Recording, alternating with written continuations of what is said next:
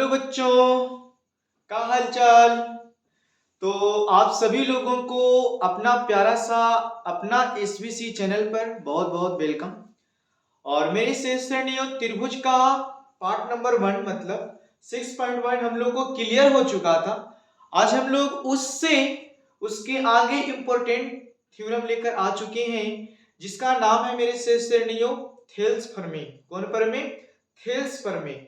वो थेल्स नामक वैज्ञानिक, थेल्स नामक एक गणितज्ञ थे, वही थेल्स प्रमेय को बनाए और किसके कारण क्यों बनाए वो हम लोग को समझना है बच्चों, ध्यान से, ठीक है। तो चलिए इस बात को आज हम लोग क्लियर करने वाले हैं कि थेल्स जी, ठीक है, थेल्स गणितज्ञ किस मतलब बातों को प्रस्तुत किए और लोगों में चर्चित किए।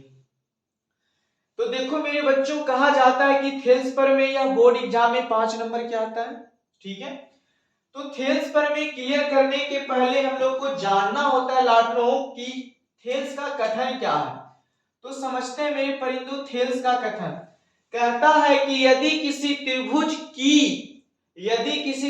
की एक भुजा के समानांतर अन्य दो भुजा, एक भुजा के समानांतर अन्य दो भुजा को भिन्न भिन्न बिंदुओं पर प्रतिच्छेद करने के लिए एक ही रेखा खींची जाए तो ये अन्य दो भुजाएं एक ही अनुपात में विभाजित होती है। तो चलो लाडलो आज हम लोग यहां समझते हैं। जब इतना बात हो गया है, ठीक है, तो हम लोग इस कथन हो गया है तो हम लोग यहाँ पे जिक्र करेंगे बच्चों, ध्यान से हम लोग सीखेंगे पहले और समझने की कोशिश करेंगे। तो मेरे लाडलो एक हम लोग त्रिभुज बनाइए जी, एक हम लोग त्रिभुज बना रहे हैं शेष श्रेणी में, यहां ध्यान से देखिएगा। एक हम लोग इस तरह से त्रिभुज बनाए, ठीक, इस तरह से हम लोग त्रिभुज बना लिए बच्चों। और इस त्रिभुज में हम लोग क्या किए कि यहां से ध्यान से, यहां से हम लोग समानांतर इस तरह से हम लोग पार दिए। इसका नाम है लाडलो ए, इसका नाम है बी और इसका नाम है क्या, सी। इसका नाम धर देंगे बच्चों डी और इसका नाम धर देंगे ई। अब इसमें क्या कहा कि यहां से एक हम लोग रेखा खींचेंगे, इसको से इसको हम लोग मिला देंगे बच्चों, ठीक है। यहां से इसको हम लोग मिला देंगे जी इस तरह से, और इस तरह से हम लोग मिला दिए।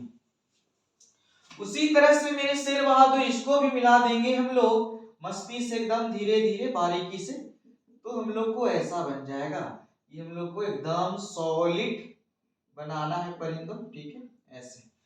अब जब इतना बातें हम लोग को समझ में आ गया है बच्चों, तो यहाँ हम लोग को ध्यान ए देना है मेरे शेर श्रेणियों कि इस क्वेश्चन में हम लोग को ध्यान यह देना है, जो आप लोग ध्यान से देखेंगे। अब कहता है ना कि इस रेखा से लेके यहाँ पर एक हम लोग ऐसे लंब डाल दिए और यहां से लेके इसको ऐसे लंब डाल दिए, तो यहाँ बन जाएगा मेरे शेर बहादुर 90 डिग्री। एक यहाँ भी बन जाएगा हम लोग को 90 डिग्री के कोण बन जाएगा, एक यहाँ भी बन जाएगा, यहाँ भी बन जाएगा। इसको नाम हम लोग दे देंगे बच्चों एम और एन दे देंगे। बोलता है कि ये डी समानांतर बीसी, डी समानांतर बीसी। तो मेरे शेर बहादुर सिद्ध करना है कि ए डी बट्टा डी बी और ए ई बट्टा ई सी। तो हम लोग यहां लिखेंगे लाडलों की सिद्ध करना है, सिद्ध करें कि हम लोग को शेष श्रेणियों यहाँ पे सिद्ध करना है लाडलों कि ए डी बट्टा डी बी हो जाएगा लाडलों डी बी बराबर ए ई। तो लिखेंगे शेष श्रेणियों ए ई बट्टा ई सी। यही हम लोग को दोस्तों सिद्ध करना है बच्चों। अब हम लोग यहाँ देखेंगे इस फिगर में, हम लोग ध्यान से देखेंगे बच्चों और लिखेंगे हम लोग कि क्या दिया है उसको भी लिख लो। तो पहले तो हम लोग यहाँ लिखना है यहाँ पे कि दिया क्या है। तो हम लोग लिखते हैं लाडलों की दिया है कि डी ई समानांतर हम लोग को दिया है बी सी, ये हम लोग को दे दिया है। तो देला के बाद बच्चों लिखना है कि सिद्ध करना है। ये पहले इसको लिखेंगे, फिर सिद्ध करना, और फिर लिखेंगे बच्चों रचना। फिर हम लोग क्या लिखेंगे बच्चों, रचना लिखेंगे हम लोग, रचना। यहाँ लिखेंगे रचनाएं, रचनाएं लिखेंगे। तो रचना एक में देखो क्या लिखेंगे, पहले तो हम लोग लिखेंगे कि डी से सी को मिलाया, डी से किसको मिलाया शेर श्रेणियों, सी को मिलाया। तो हम लोग डी से सी को मिलाया तो उस बात को लिखा जाए रचना एक में कि बी को ई से और उसको मिला दिए लाडलो। तो रचना एक में लिखेंगे बच्चों कि ई को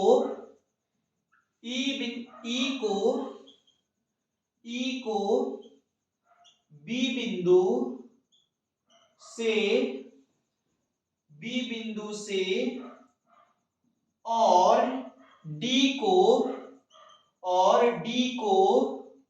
सी बिंदु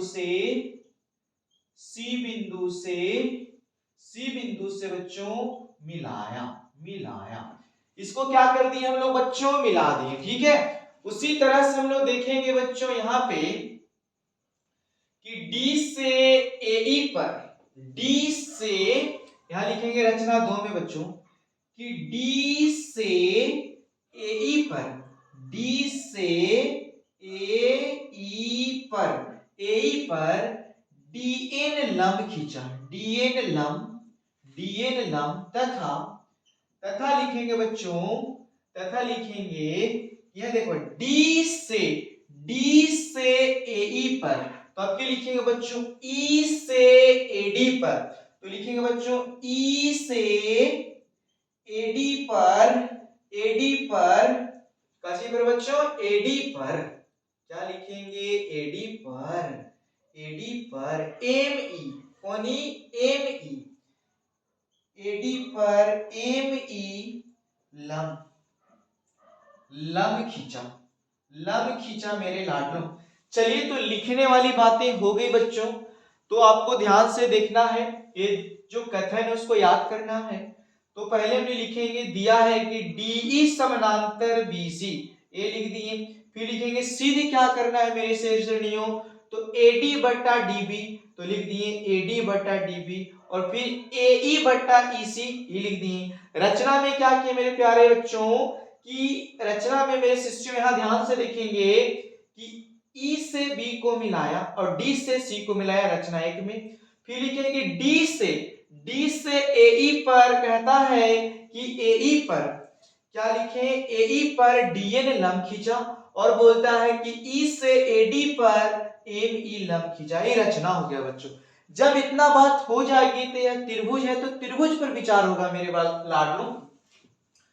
तो देखो हम लोग ध्यान से यहाँ पे समझेंगे और लिखेंगे बच्चों, यहाँ पे हम लोग लिखेंगे कि समकोण, लिखेंगे समकोण त्रिभुज, नहीं समकोण त्रिभुज नहीं, खाली हम लोग यहाँ पे त्रिभुज पर विचार करते हैं बच्चों। तो हम लिखेंगे यहाँ पे उत्पत्ति, पहले लिखेंगे लाडलों उत्पत्ति।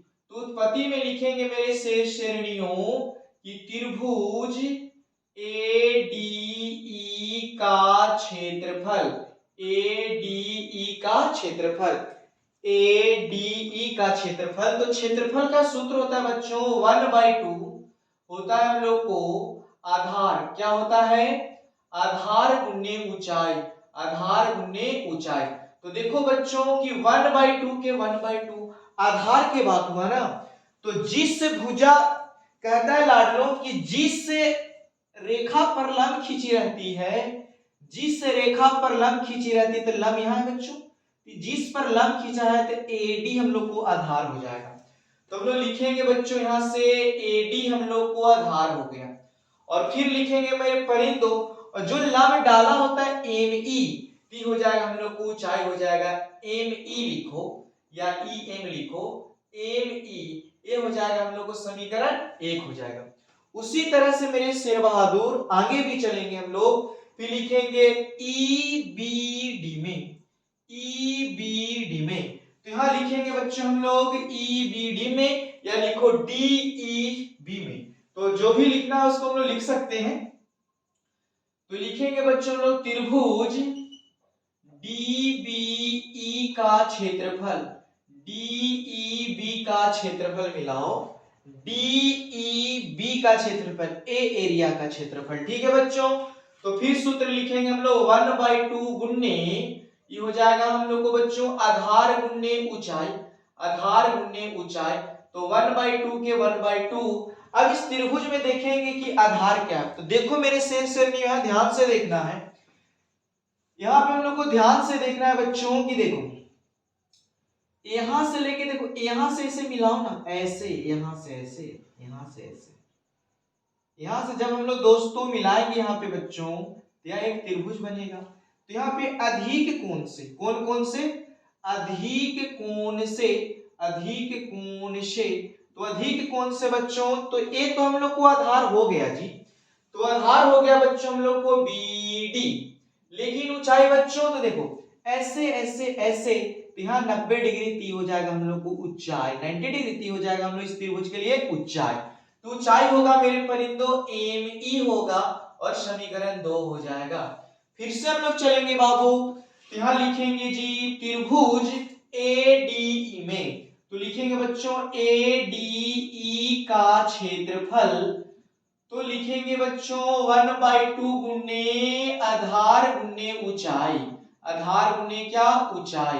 तो 1/2 के 1/2, अब देखो आधार तो A ही हो जाएगा इसका, तो लिख देंगे लाडलो AE, और इसका लंब, इसका ऊंचाई ME हो जाएगा बच्चों। क्या हो जाएगा बोलिए, क्या हो जाएगा हम लोग को, ME हो जाएगा, कि आप लोग सही से बताएंगे। तो देखो ऐसे ऐसे ना है इसका आधार, इस पे लंब डालन है कौन वाला, DM, DM, इसका हो जाएगा बच्चों DM। इस समीकरण हम लोग को 3 हो गया। उसी तरह से फिर से हम लोग चलेंगे, जैसे चले थे DEB में या DBE में, उसी तरह से DEC में या DCE में चलेंगे बच्चों। तो जो मन करता आपको बिठा सकते हो, तो लिखेंगे कि त्रिभुज ECD का क्षेत्रफल, देखो ECD का क्षेत्रफल माने A वाला हिस्सा का, ठीक है। तो लिखेंगे बच्चों यहाँ ध्यान से 1/2 के 1/2, और ये हो जाएगा मेरे परिंदों आधार गुने ऊंचाई।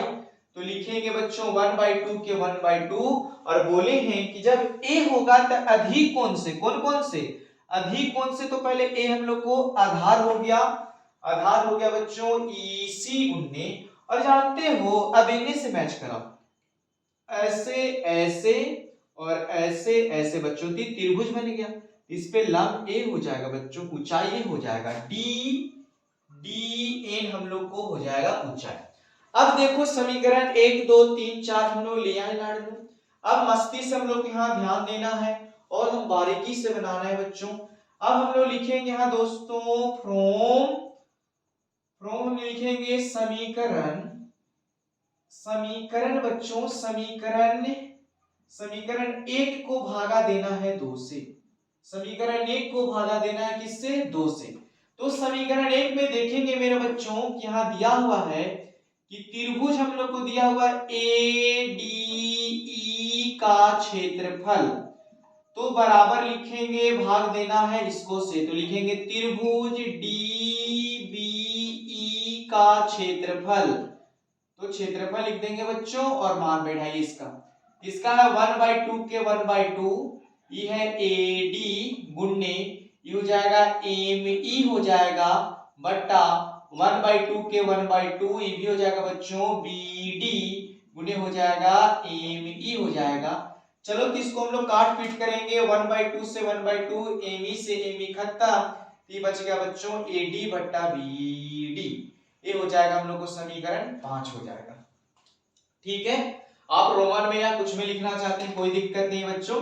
अब उसी तरह से हम लोग लिखेंगे समीकरण 3 लिखेंगे बच्चों फ्रॉम, तो लिखेंगे समीकरण 3/4 से, 3/4 से 4 से, तो देखो बच्चों 3/4 से इसको 5 रोमन में ही लिखो, इसको में लिखेंगे 3 में दिया बच्चों कि त्रिभुज ADE का क्षेत्रफल, क्षेत्रफल बट्टा लिखेंगे लाडलो त्रिभुज ECD का क्षेत्रफल, तो यहां लिख दिए, इसका आंसर बढ़ाइए 1/2 गुने, नहीं नहीं नहीं नहीं 1/2 गुने AE गुने बच्चों DN, फिर लिखेंगे बच्चों A 1/2 ये हो जाएगा EC गुने DN। अब यहाँ पे काट दो लाडलो, 1/2 से 1/2, DN से DN खत्म, ये बच जाएगा दोस्तों AE बट्टा EC और समीकरण 6 हो जाएगा। समीकरण कितना हो जाएगा मेरे परिंदों, 6 हो जाएगा। अब यहाँ पे हम लोग को कुछ लिखना होता है बच्चों, तो यहाँ लिखेंगे हम लोग चूंकि एक ही आधार, चूंकि लिखेंगे बच्चों एक ही आधार तथा एक ही समानांतर रेखाओं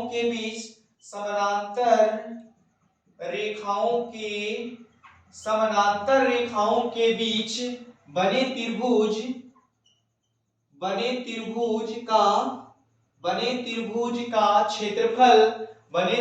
का क्षेत्रफल समान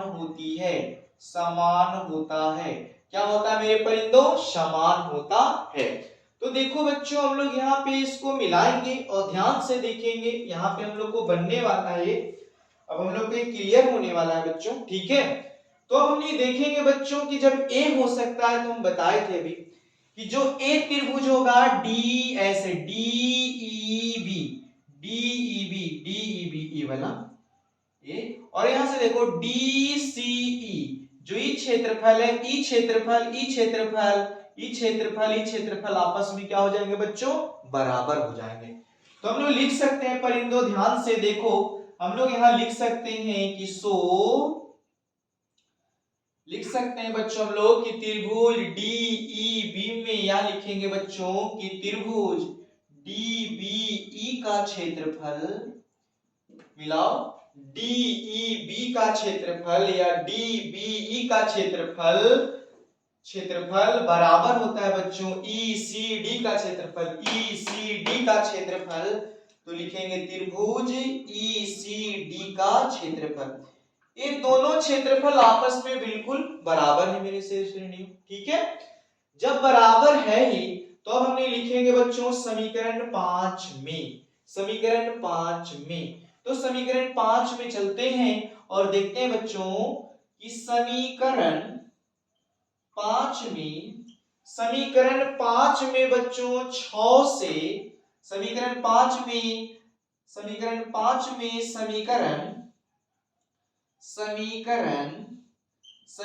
6 का मान रखने पर मेरे श्रेणियों ध्यान से देखा जाए तो समीकरण 5 हम लोग को क्या देता है बच्चों? ये देखा जाए तो समीकरण 5 हम लोग को बोलता है यहां से कि त्रिभुज ए डी ई का क्षेत्रफल, तो बैठाते हैं, लिखेंगे बच्चों त्रिभुज ए डी ई का क्षेत्रफल